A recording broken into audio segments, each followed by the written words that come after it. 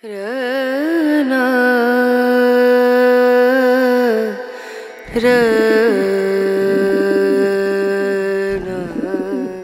কলকাতার মধ্যে রয়েছে আর একটা কলকাতা। না, রোজ দিনের ব্যস্ততায় খোঁজ রাখা হয়নি তার। এই যেমন ধরুন কলকাতার থিয়েটার পাড়া, প্রফেশনাল থিয়েটার, রংমহল, সরকারিনা, রঙ্গনা, বিশ্বরূপা একসময় গম গম করত হাততালির আওয়াজে। আজ সবই স্মৃতি, আর স্মৃতি হাতড়ে আজ আমরা ধীমান চক্রবর্তীর বাড়ি।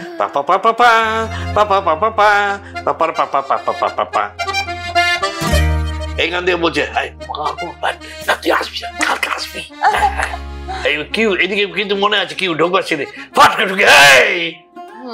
তুই কেন আসিস, কেন আসিস, তুই আসবি না, আসবি না। যারা কমেডি করে দেখবি তারা যেন একটা কি একটা ফচকে কোনো ইয়ে নেই, ভেনো যাচ্ছে ভেনো এরকম করে, এই জহর রে জহর। কিন্তু উত্তম কুমার কিন্তু বললাম, উত্তম কুমার বলবে জহর তো যথেষ্ট পড়াশোনা ছিল। অনুপদারও এরকম, যেমন আমার হচ্ছে এখন নাম ভুলে যাচ্ছি, অনুপদের নাম ভুলে যাচ্ছি। আচ্ছা, সাবুদির কথা বলতে গেলে আমরা সাবুদি বলে বলি, মানে নমস্য। উত্তম কুমার ভয় পেত অনেক সময়, হয়তো কোনো নাটক একটা চললো না, ঠিক লোকে নিল না, তখন করতে গিয়ে অনেক ধার দেনা হয়ে যেত। তখন বলা হতো যে সাবুদিকে নিয়ে এসো। কেন? কোনো আর্টিস্ট যদি ডিরেক্টরকে বলতো যে একটু তাড়াতাড়ি ছেড়ে দিতে হবে, সে হয়তো বললো না সম্ভব না, আপনাকে ইয়ে করে, তখন উৎপলদা তার হয়ে গিয়ে বলতে না নাটক আছে, নাটক আছে, ছাড়তে হবে, নাহলে হয় না। সংখ্যার দিক দিয়ে দেখলে আমি অনেকগুলো সিনেমা করেছি বটে, 100-র উপর, কিন্তু আসলে আমার মনে হয় কিছুই না। কারণ সিনেমাতে আমি কোনো মনের মতো চরিত্র পাইনি। আমি প্রথম একদিন কাজ করে পেয়েছিলাম 25 টাকা।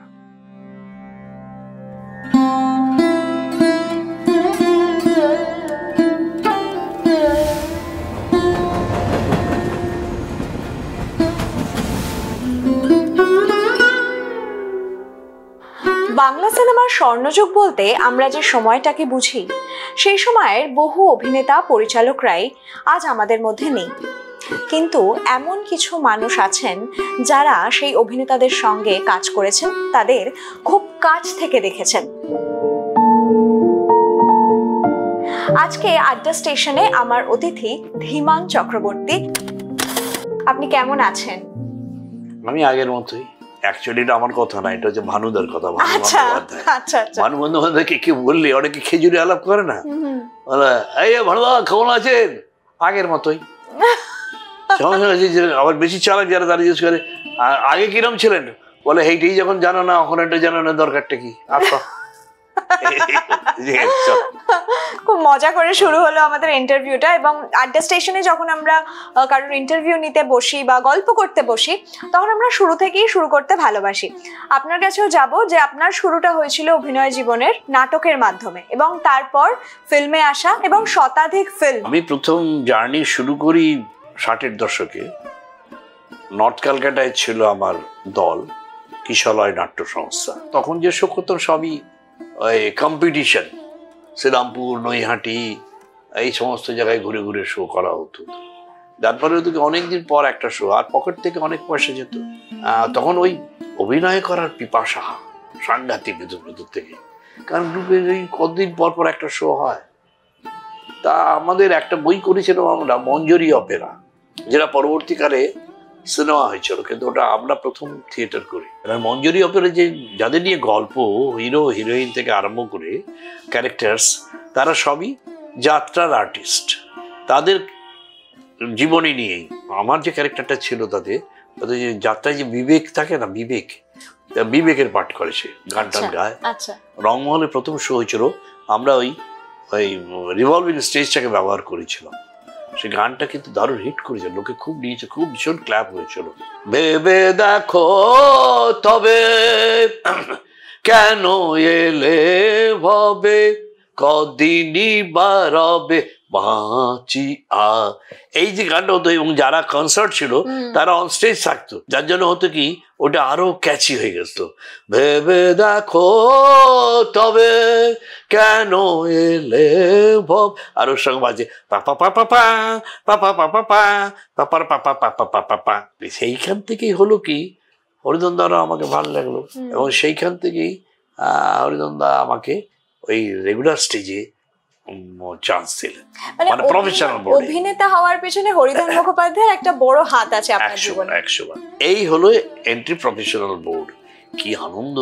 এখানে বছরে 3-4টে শো করতে পারি না, আর ওখানে বৃহস্পতি একটা শো, শনিবার একটা শো, তখন শনিবার একটা শো হতো, পরবর্তীকালে 2টো হয়েছে, রোববার 2টো শো। আর তারপর আবার কি পাঠ পেলাম আমি, যে প্রথম অভিনয়টাই হলো আমার জহর রায়ের সঙ্গে। আর সেই জহর রায় কিন্তু একদিনও রিহার্সাল করেননি, তিনি পাঠ নিয়ে চলে গেছেন কোন ছবির আউটডোরে, কারণ তো শো চলাকালীন যেতে পারেন না, এইটাই অ্যাকসেপ্ট করেছিলেন ওই জন্য, যেহেতু তখন রিহার্সাল হবে। উনি এসে নামলেন, আর সকলে দেখছে, কারণ আমি তখন একটা বাঘের সামনে একটা ছাগল ছানার মতো হয়ে গেছি, কারণ এটা ভাগা আর্টিস্ট। আর এইটা থাকে, এইটা হচ্ছে রংমহলে, ওই যে বললাম যখন এই করছে রংমহলে অভিনয় করি, তখন এই হচ্ছে জহর রায়। হ্যাঁ, এইটি হচ্ছে ওই আমি মন্ত্রী হব বলে একটা নাটক হয়েছিল জহরদার। এই হচ্ছে অজিত চট্টোপাধ্যায়, মানুদা জহরদা দুজনেরই বড় প্রায়। আর এই হচ্ছেন সরজুবালা দেবী, সরজু মা আমরা বলি। ইনি কে বলতে পারো? না, মুজিবুর রহমানের ছেলে। আচ্ছা আচ্ছা, ওকে। উনি এসেছিলেন দেখতে। এই এসে যায়, এগুলো কথায় কথায় এসে যায়। যে প্রফেশনাল থিয়েটারটা বন্ধ হয়ে গেল, সত্যি আমি খুব মনে কষ্ট পেয়েছি।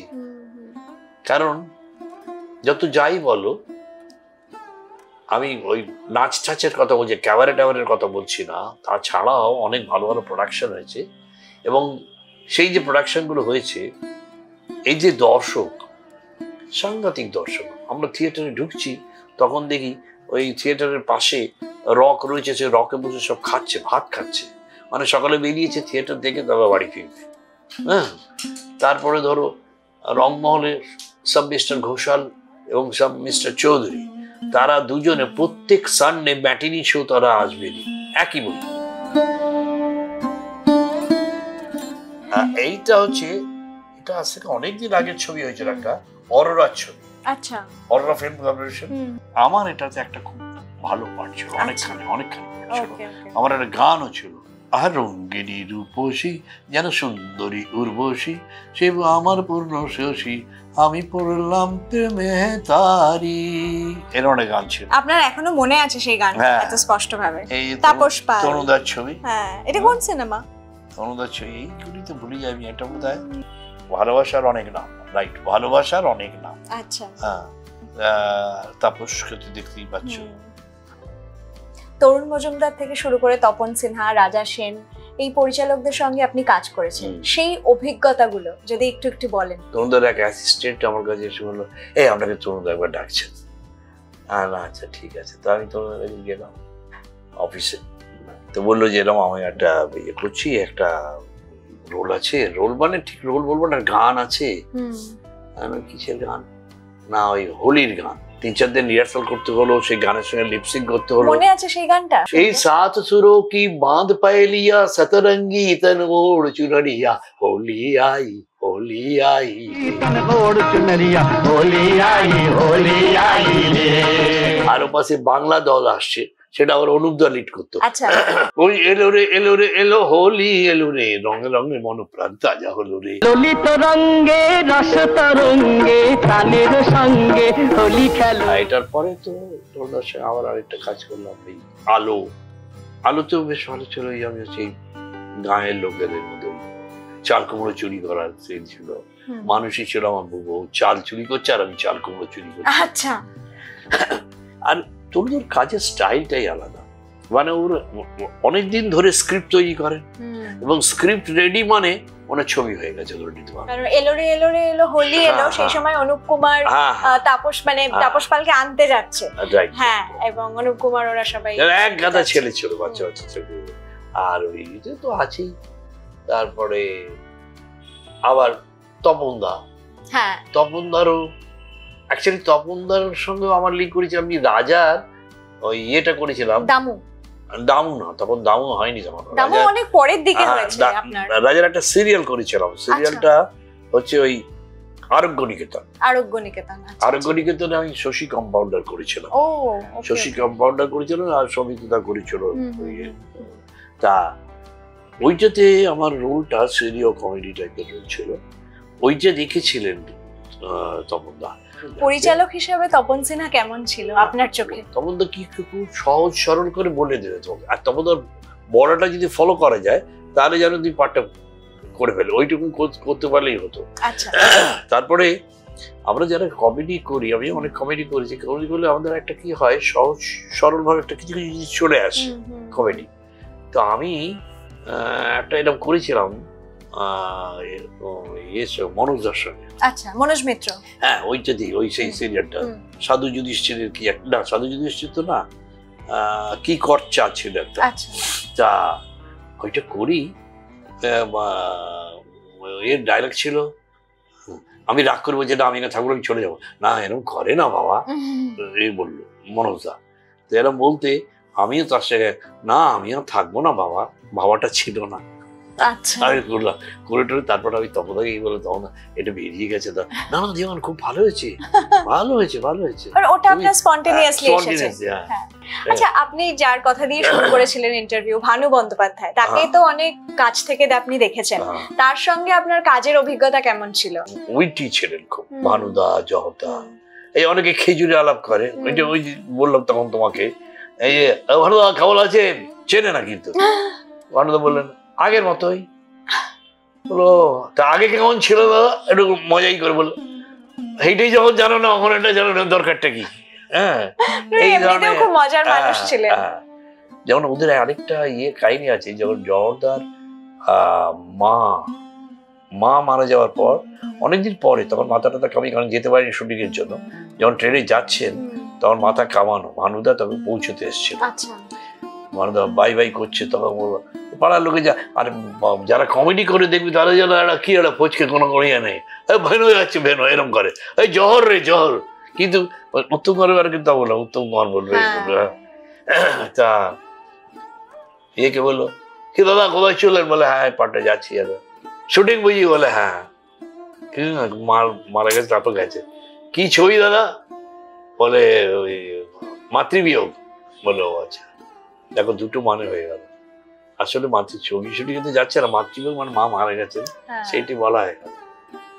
এরকম জহর রায়ের আমি শুনেছি যে বাড়ির লোকজন যারা, তারা তার এই ফিল্মে কাজ করাটাকে ভালো চোখে দেখতেন না, তো আপনি তো খুব কাছ থেকে দেখেছেন, আপনার কি এরকম মনে হয়েছে? আমি জানি না আপনি কোথায় শুনেছো এটা, আমার তো কোনোদিনই মনে হয়নি।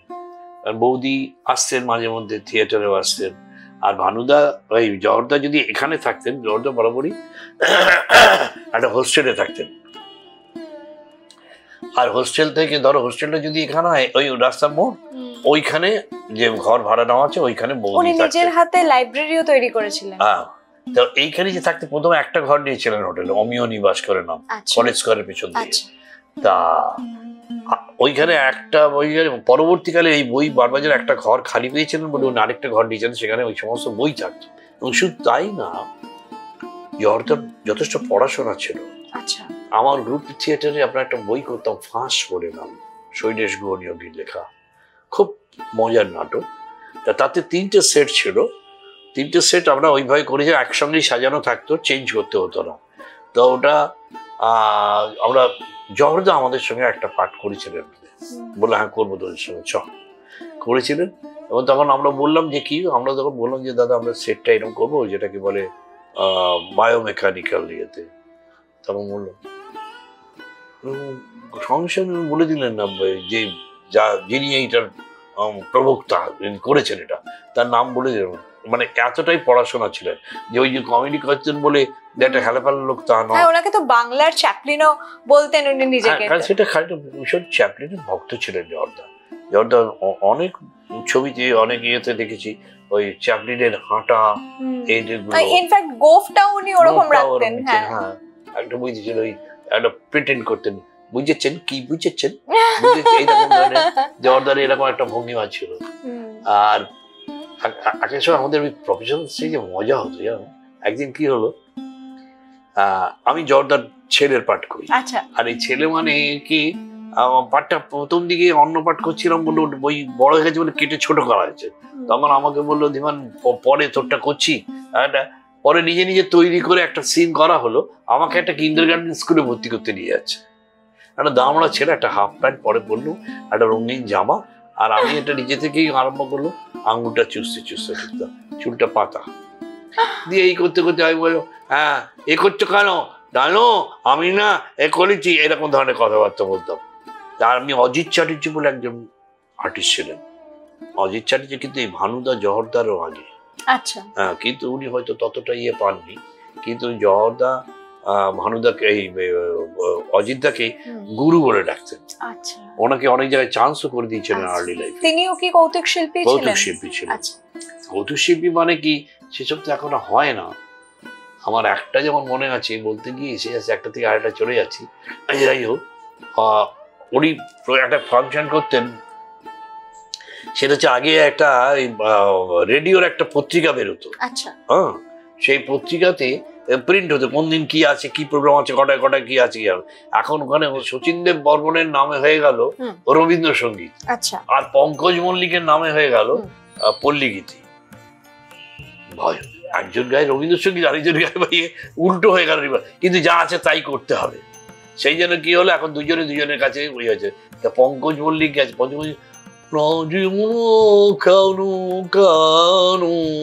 এই ধরনের গলা গায়কই ছিল না। তো উনি গেছেন ওই এবার শচীন কর্তা তিনি এসছেন পঙ্কজ মল্লিকের বাড়িতে, বললেন ফঙ্কাস বাড়ি আসুনি? বলে হ্যাঁ। আরে কি হলো শচীন দা, আসুন আসুন। আর আসুন, দেখছ বেতার জগৎ, ওই বেতার জগৎ দেখছ, ওইখানে তোমারে দিছে পল্লীগীতি আর আমারে দিছে, একটু শিখাই দিবা নাকি? আরে আসুন আসুন, হ্যাঁ হ্যাঁ আপনি আমাকে একটু পল্লীগীতি বলুন। হ্যাঁ, ও শিখিয়ে দিয়ে তুমি কেমন করে গান করো হে গুনি। হ্যাঁ 1 2 3 4 বলো, সজীব বলো বলো, শুনতে পাচ্ছে। তুমি কেমন কইরা গান করো হ্যাঁ গুনি। না হলো না আবার 1 2 3 4 তুমি কেমন করে গান করো হে গুনি। উনিও গাইছেন তুমি কেমন কইরা গান। না ঠিক আছে, পরের দিন হবে। হ্যাঁ, এই চলে গেল। পরের দিন আবার উনি আবার ওখানে গেছেন, ওনাকে আবার শেখাচ্ছেন। উনি বলে বলো সখিরে দিও না মন মনেরই ভ্রমর, সখিরে দিও না মন মনেরই ভ্রমরা। না হলো না এই করে দুজনের মধ্যে এইটি ছিল ওনার ইয়ে একটা ভীষণ বিউটিফুল করতেন। তো ওই সেই তখন ওই নাটকের কথা যেটা বলছি, হঠাৎ একদিন আমি কোলে করে যেতাম, বসতাম, ডায়লগ হতো, আবার অজিত দাকে বলতাম কাকু কুললে বলে কোলে উঠতাম, উঠে আবার আঙুল চুচে যায়। একদিন বদমাশি করে আরম্ভ করলো কি জহরদা আমাকে কোলে উঠতে দেবে না, আর ওদেরকে সব পেটাচ্ছে, ছাতা থাকতো না, ছাতা দিয়ে। আর আমি উঠতে গেছি, আমায় বললো না উঠবে না, হেঁটে যা। না একটু যাবো না। তখন বললো এক্সট্রা কিন্তু এগুলো অ্যাকচুয়ালি আমার কোলে করে বেরিয়ে চলে টাটা করতে করতে চলে যাওয়ার কথা। এবার এক্সট্রা হচ্ছে, বলে মা আর আমি চলো না বাড়ি চলো, মাকে বলে দেবো। এবার জহরদা এক্সট্রা করছে, মাকে বলে দেবো। মা কি করবে রে? হ্যাঁ মা কি করবে রে বলবো সবার সামনে। হ্যাঁ ইম্প্রোভাইজেশন। জানেন তো সেদিনকে না মার কাছে প্যান্ডানি খেয়ে ঘরে বলছে কাঁদছিল, জহরদা পিছনে ঘুরে গেল পুরো। আমার একটা জিনিস জানার আছে যে আপনার দীর্ঘদিনের কেরিয়ার, প্রথমে নাটক, তারপর সিনেমা, এবং সিনেমার সংখ্যাটা তো শতাধিক। তো এত প্রবাদ প্রতিম যারা অভিনেতা পরিচালক তাদের সঙ্গে কাজ করেছেন, কিন্তু আপনি একাধিক ইন্টারভিউতে বলেছেন যে মনের মতো চরিত্র আপনি পাননি, সেই ক্ষেত্রটা আপনার রয়েছে এবং আপনাকে টাইপকাস্টও করে দেওয়া হয়েছিল, একাধিক ছবিতে আপনাকে পরিচালকের রোল দেওয়া হয়েছিল। তো সেক্ষেত্রে আপনি যদি একটু বলেন যে এটা কেন? সত্যি কথা, সংখ্যার দিক দিয়ে দেখলে আমি অনেকগুলো সিনেমা করেছি বটে, 100-র উপর, কিন্তু আসলে আমার মনে হয় কিছুই না। কারণ সিনেমাতে আমি কোনো মনের মতো চরিত্র পাইনি, একদম নাই। তবু থিয়েটারে কিছু কিছু পেয়েছি, কিছু কিছু, এই আর কি বলবো। মানে সেই ক্ষেত্রটা এখনো রয়েছে? সেক্ষেত্রে তো রয়েছে, মনের মতো একটা ইচ্ছে করে না করি একটা অভিনয়। যেমন অনেকে এইগুলো খানিকটা জানো তো, এখন এই বয়সে এসে মনে করি সবটাই তোমার ক্যাপাসিটি নয়, এছাড়া খানিকটা ভাগ্যের উপর কপাল আছে, কপাল আছে খানিকটা। তা নাহলে দেখতে পাচ্ছি অনেকেই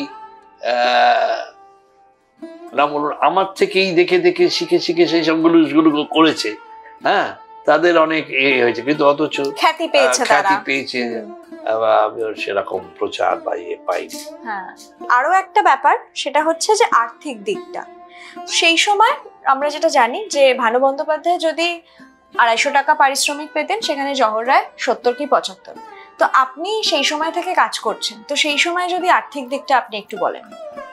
আসলে প্রথমে বলি যে একটা কথা অকপটে স্বীকার করি, যে যেটা একটা সম্মানযোগ্য আর একটা অসম্মানীয়, সেইটি একটা ছিল।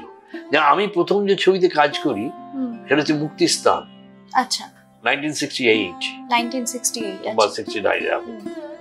অনিল দা হিরো, অনিল চট্টোপাধ্যায়, আচ্ছা, সাবুদি হিরোইন, সাবিত্রী চট্টোপাধ্যায় হিরোইন, যেটা ফেমাস গান ছিল,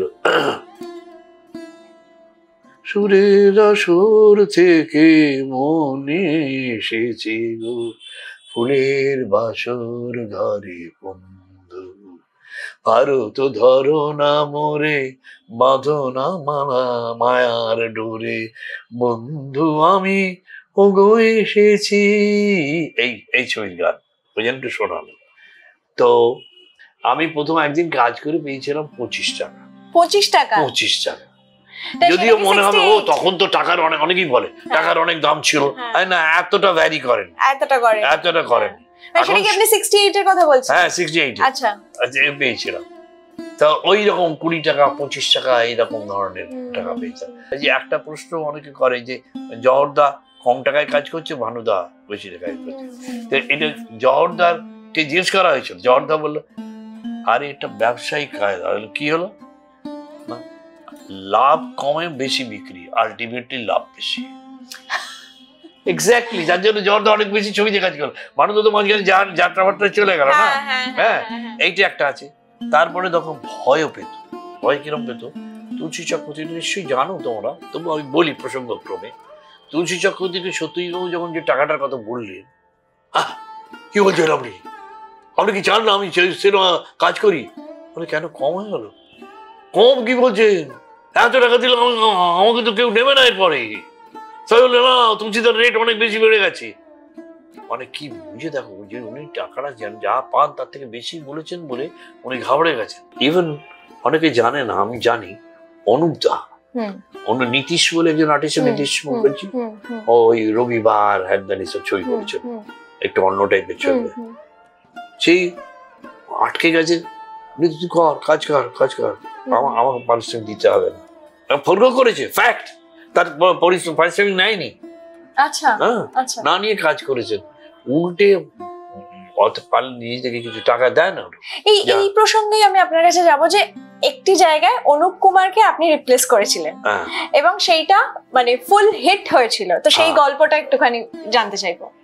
আসলে রঙ্গনা থিয়েটারে তখন কি বিভ্রাট বলে একটা নাটক হতো। কি বিভ্রাটটা হচ্ছে ওই নৌকুডুবি বলে যে গল্পটা আছে, সেইটা থেকেই ঘুরিয়ে করা। কারণ তখন ডিরেক্ট রবি ঠাকুরের করলে গেলে অনেক পারমিশনের ব্যাপার হয়। সেই জন্য গণেশ মুখোপাধ্যায়, যিনি রঙ্গনার মালিক ছিলেন, প্রফেসর ছিলেন এর, রবীন্দ্র ভারতী, তা উনি ওইটা নাটকটা করেছিলেন। এবং অনুপদা যে রোলটা করতো, সেখানে একটা ঘটনা বলছিলাম, অনুপদা যে রোলটা করতো তার সঙ্গে আমি ভাই কাম বন্ধুর মতো একটা পাঠ করতাম। তা সেটা করতে গিয়ে একদিন কি হলো, অনুপদারও এরকম, যেমন আমার হচ্ছে এখন নাম ভুলে যাচ্ছি, অনুপদার এরকম নাম ভুলে যাচ্ছি। আচ্ছা, একদিন বললো, শোন কালকে এসেছিল, আরে কেটা, আমার বাংলা ভাষা ছিল, আরে কেটাই ছিল, আরে ওই যে বল না আমি বললাম যে আমি কি করে জানো তোমার ছিল, তুমি কথা বলছো আমি কি করে জানো? আরে বুঝছি করছি বল না, ওই কি নাম, আমি তো জানি না, তুমি ক। এই করতে করতে করতে লাস্ট আমাকে আসতে বলছি, এই সালে এরকম করিস। বললো ও বিনয়, হ্যাঁ বিনয় বিনয় বিনয়। তখন এইটা হলো। এমনি বানিয়ে টানিয়ে নানা রকম বলবে, কিন্তু ভীষণ নাম ভুলে যেত। পরে বেরিয়ে বলে খুব বয়স যারা তুমি অনুপমকে টাইম দিলে, এরকম কথা হয়েছিল। যাই হোক, তো আগে যেটা বলছিলাম ওই আপনি রিপ্লেস করেছিলেন ওনাকে। হ্যাঁ ওনার জায়গায়। তো ওটা কি বিভ্রাটে, তো ওইটা অনুপদা ছেড়ে দিলেন। কি কারণে? অসুবিধা। তখন যে প্রডিউসাররা তারা আমায় বললো যে দেওয়ান তুমি পাঠটা করবে? পাগল নাকি, অনুপদা যে রোল করে গেছে সেই রোল আমি করতে যাবো, ঝাড় খেয়ে যাবে, পরে আমার বদনাম হয়ে যাবে। না না, আমরা দেখি কয়েকটা শো করে, যদি দেখি সেরকম কিছু হচ্ছে বন্ধ করে দেবো। আর ঠিক আছে, তারপরে যা মা ভগবানের নাম করে ভগবানের বললেন, আপনাকে ভুল প্রমাণ করলো দর্শকরা। হ্যাঁ নেমে পড়লাম, এবং অনুপদা সেটা 300 নাইট করে ছেড়ে দিয়েছেন, আর আমি তারপরে আরো 500 নাইট করেছি, মানে টোটাল 800 নাইট হয়েছে উইথ ফুল হাউস। এবং শুধু তাই না, প্রডিউসাররা বলেছে সেই ওই লাভের টাকা দিয়ে ওরা টানার ওদিকে বাড়ি বলছে। আপনি তো উত্তম কুমারের সঙ্গেও একাধিক ছবিতে কাজ করেছেন, তো উত্তম কুমারের সঙ্গে আপনার কাজের অভিজ্ঞতা কেমন ছিল? উনি সেটে কেমন মানুষ ছিলেন? না, আমি উত্তম দার সাথে কাজ করেছি, দুটো ছবিতে কাজ করেছি, কিন্তু খুব মারাত্মক ভাবে কিছু কাজ করিনি। আচ্ছা। কিন্তু তাকে দেখেছি, আমি লক্ষ্য করেছি। যেমন ধরো, আমি দু একটা ইনস্ট্যান্স বলি, যে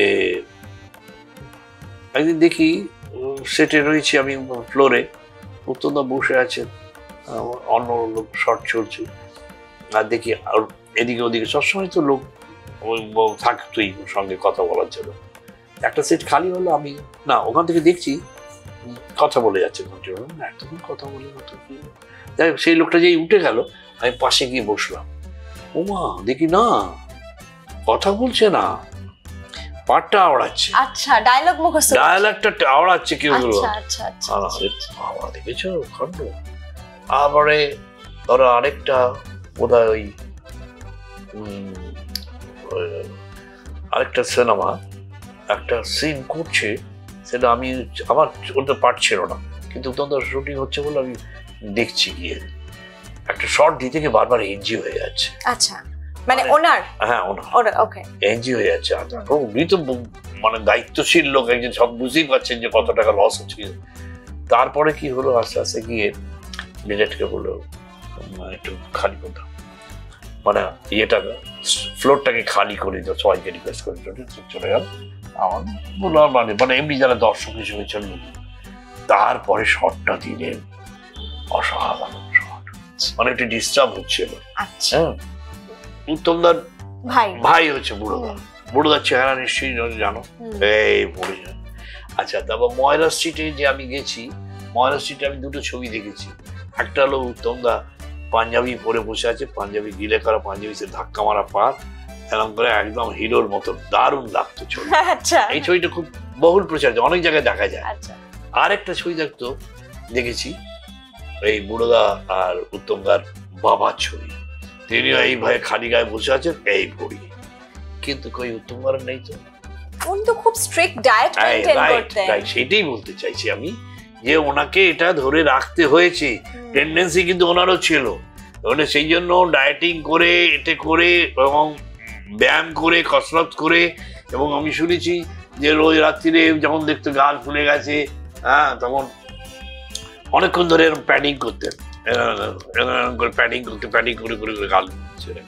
উত্তম কুমারের প্রসঙ্গে যখন কথা হচ্ছে, তখন আরেকজনের কথা মনে পড়লো, তিনি হচ্ছেন সাবিত্রী চট্টোপাধ্যায়, যাকে মঞ্চের লক্ষ্মী বলা হতো। আপনার সঙ্গে তো তার ভীষণই ঘনিষ্ঠতা ছিল, এবং তিনি এই বাড়িতেও এসছেন এখন এই মুহূর্তে আমি যেখানে বসে রয়েছি। তো একটু যদি বলেন তার সঙ্গে কাজের অভিজ্ঞতা। সাবুদির কথা বলতে গেলে আমরা সাবুদি বলে বলি, মানে নমস্য অভিনেত্রী হিসেবে তুলনা হয়, সাংঘাতিক মানে কি বলবো। উত্তম কুমার ভয় পেত, উত্তম বলে ও বাবা সাবু কবুতা দিয়ে কি করে দেবে, একসঙ্গে যদি কাজ থাকতো খুব মানে সংযত হয়ে অভিনয় করতো, কি করে দেবে। আর যার জন্য হতো কি, আমি যে রংমহল থিয়েটার, ওই যে প্রফেশনাল থিয়েটারের কথা হলো, রংমহল থিয়েটার কিন্তু একসময় সিনেমা হল হওয়ার কথা ছিল। আচ্ছা, ওখানে এমনকি ওই সেই যে মেশিনে যে ফোকাসিং করা হয় সেসব গত কাটা টাটা হয়ে গেছে। কিন্তু তখন এই জওহর রায়, সরোজবালা দেবী আর দিদেন আর্টিস্ট, পরবর্তীকালে আমরাও যুক্ত হই, তারা আন্দোলন করে, ওখানে আন্দোলন করে কেস করে তারপরে ওটাকে বজায় রাখে।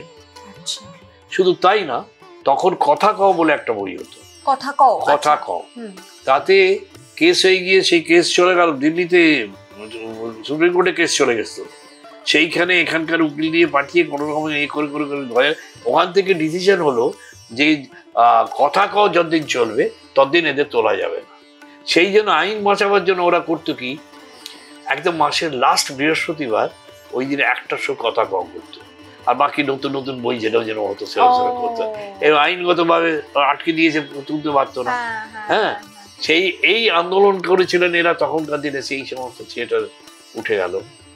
তো অনেক সময় হয়তো কোনো নাটক একটা চললো না, ঠিক লোকে নিল না, তখন করতে গিয়ে অনেক ধার দেনা হয়ে যেত। তখন বলা হতো যে সাবিত্রীকে নিয়ে এসো। কেন?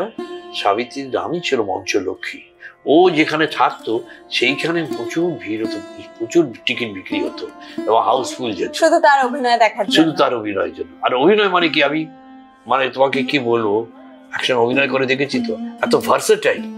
ধরো এই তোমার সঙ্গে কথা বলছে, হাসতে হাসতে কথা বলছে, ধরো তুমিও একজন অ্যাক্ট্রেস, আমি সাবিত্রী, আর ওখানেও একজন রয়েছে একটা, এই কথা বলছি, না না তুমি কি বলছি, এটা কোনো হয় নাকি, ওখান থেকে একটা কিছু টন্ট করে গিয়ে কথা বলছি, হট করে ঘুরে গিয়ে কি বললে তুমি, আমার সঙ্গে এরকম কথা তুমি বলতে পারলে, চি চি চি, আমি কিন্তু ভাবতেও পারিনি। এইরকম। এবং শুধু তাই না, তখন ইনস্ট্যান্ট, এবং তখনই চোখ দিয়ে জল পড়ছে, এই হাসি ঠাট্টা করছিল, চোখ দিয়ে জল পড়ছে, এই রেঞ্জের আর্টিস্ট ছিল।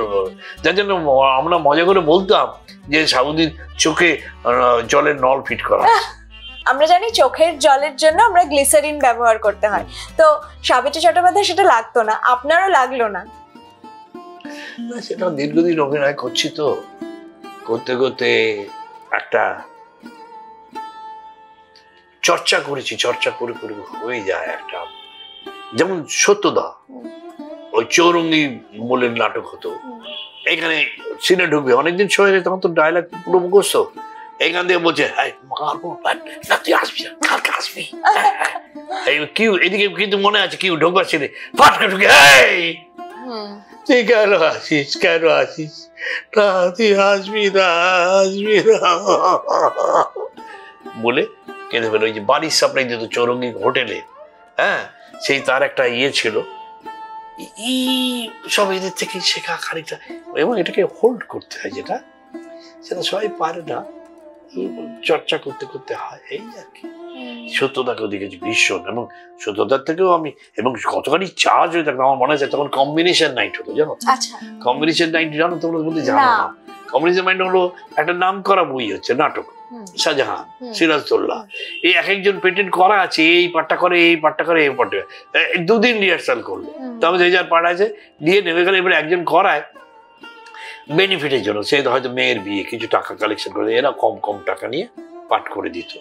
তা সত্যতা করতো দাঁড়া ওই শাহজাহান বইতে, আমাকে ওই যে প্রডিউসার বললে, দেবো তুমি একটা রোল করে দাও না, আর কি ছোট্ট একটা একটা চাষা, গ্রামের চাষা, হ্যাঁ, তো ওই যারা যখন নাকি অরঙ্গজেব অত্যাচার করেছে, সব ওরা সব পালিয়ে গেছে গ্রামের দিকে বউ বাচ্চা নিয়ে, সেই ওখানে গিয়ে জল পিপাসায় মরে যাচ্ছে, তখন এই চাষা আসবে, ওখানে বলবে, তখন দুটো একটা কথা ছিল আমার সঙ্গে, তখন বললে, হ্যাঁ বাবা, হ্যাঁ তোমরা কি গো? না আমরা বলছি, হ্যাঁ বাবা একটু হালকা পানি পানি, তখন আমি দাও বলে পানি দিচ্ছি, দিয়ে দিলাম, দিয়ে তারপরে সত্যতা আমাকে জড়িয়ে ধরলে, তুমি কে, তুমি কে, আল্লাহ তোমাকে পাঠিয়েছে, খোদা আল্লাহ, তুমি এরপরে এই করলো, সেই যে ধরেছেন আমাকে, মানে এত ভেতরে চার্জড, আমি ফর দ্য টাইমিং আমি না ফিউজ হয়ে গেছিলাম। সরোজবালা দেবী, হ্যাঁ হ্যাঁ, তার সঙ্গে তো আপনার কাজের অভিজ্ঞতা রয়েছে, যখন আসছেন এই শাহজাহান বইতেই করেছে ওই শাহজাহানের বোন ব্যাপারটা, তা ঘাসেটি বেগম যখন আসে বুড়ি খুনখুনে বুড়ি এরকম করে করে আসছে, হ্যাঁ ট্যাক্সি থেকে নামলো, গ্রিন রুমে গেল, মেকআপ ফেকআপ করে টোনে, তখন নাকি এসব পরেছে রাজস্বিক পোশাক টোশাক পরে এসে, তারপরে এই স্টেজে যখন হাঁটছে কি একদম টাক টাক টাক টাক করে, করছে উঠুন, অমুকের মতো ইয়ে করুন, সেগুলো সহ্য করবেন না, তখন যে ইন্সপায়ার, তখন মনেই হয় না যে একটা বুড়ি। অর্থাৎ ব্যক্তিগত জীবন এবং অভিনয় জীবন, তারা যে কতটা আলাদা মানুষ এবং তারা যে কতটা দক্ষ অভিনেতা, মানে এই বৈশিষ্ট্যগুলোতেই তার প্রমাণ পাওয়া যায়। আপনার সাথে যেহেতু কথা হচ্ছিল মঞ্চে অভিনয় নিয়ে, সেহেতু একজনের নাম খুব মনে পড়ছে, সেটা হচ্ছে উৎপল দত্ত। মানে অভিনয় জগতের স্টলওয়ার্ড যাকে বলা যায় খুব ইজিলি, তার সঙ্গেও কাজের অভিজ্ঞতা রয়েছে আপনার, সেটা কেমন ছিল একটু জানবো। উৎপলদার অ্যাকচুয়ালি উৎপলদার সঙ্গে আমি নাটক করি। আচ্ছা, নাটক করিনি, ফিল্মে কিছু করেছি। তারপরে একটা কিরকম লোক আমি বললে বোঝাতে পারবো, যে ব্যক্তিগত লোকও কিরকম, একটা বলিনি আগে, সমুদ্রের ধারে ডায়মন্ড হারবারে একটা ইয়েদের শুটিং হচ্ছে, তার শুটিং হতে হতে দেখা যাচ্ছে ওখানে বসবার কোনো ব্যবস্থা নেই, অনেকক্ষণ ধরে কাজ হচ্ছে, তারপর দেখা একটা চেয়ার রয়েছে। আচ্ছা, প্রোডাকশনে যে ছেলেটা রয়েছে তাহলে এই একটা চেয়ার কেন, বলে আর চেয়ার নেই না, এটা কার জন্য, না এটা ডিরেক্টরের। বললো ডিরেক্টর, তুমি যাও পাশে, ও পাশে গেছে, নিয়ে গিয়ে দুঃসাহা বলি জলের মধ্যে ছুঁড়ে ফেলে দিচ্ছে। আর্টিস্ট দাঁড়িয়ে থাকবে, ডিরেক্টর বসে থাকবে, হয় নাকি? বসতে সবাই বুঝবে না, বুঝবে না। এটা কি উনি কি রকচটা ছিলেন? না না, রকচটা না, উনি বলছেন যে এটা তো মিসম্যানেজমেন্ট। আচ্ছা, মিসম্যানেজমেন্ট কেন থাকবে না? আর্টিস্ট এতক্ষণ ধরে কাজ করে দাঁড়িয়ে দাঁড়িয়ে হয় নাকি? অসম্ভব ব্যাপার, তাই না? সেই তারপর পরে এলো, পরে গুচ্ছে চেয়ার এসে গেল পরপর পরপর সাজানো। ডিরেক্টর হয়তো নিজে বসছিল না, এদের পাল্লায় পড়ে এসে হচ্ছিল। তারপরে ধরো এইটা একটা, আরেকটা ছিল দেখতে ভীষণ নাটক পাগল লোক, থিয়েটারকে খুব পছন্দ করতেন। কোনো আর্টিস্ট যদি ডিরেক্টরকে বলতো যে একটু তাড়াতাড়ি ছেড়ে দিতে হবে, সে হয়তো বললো না সম্ভব না, আপনাকে ইয়ে করে, তখন উৎপল দত্ত তার হয়ে গিয়ে বলতো না নাটক আছে, নাটক আছে, একটু ছাড়তে হবে, নাহলে হয় না, নাটক বলে কথা, না না ওকে ইয়ে করে দেবো। তখনকার দিনকার যে অভিনেতারা ছিলেন তারা কিন্তু নাটকের প্রতি সেটাই তো বললাম, হ্যাঁ মানে সেটা ভাবা যায় না, ভীষণ আছে অনেকগুলো, মানে গল্পের ঝুলি যাকে বলে পূর্ণ। তো আমি একটা জিনিস জিজ্ঞাসা করব, যে আপনি তো এতগুলো সিনেমাতে অভিনয় করেছেন, তো তার মধ্যে আপনার প্রিয় সিনেমা যদি কয়েকটা নাম মনে পড়ে, মানে সেইটা যদি আপনি কয়েকটা বলতে পারেন। হ্যাঁ বলবো, দামু বলবো, আলো বলবো, তারপরে রাজা সেনের দামু এবং তরুণ মজুমদারের আলো। আলো কারণ তারপরে যে বইটা হলো ওই যে যাই হোক, তরুণদার পরের যে ছবিটা হয়েছিল সেটাও খুব ভালো।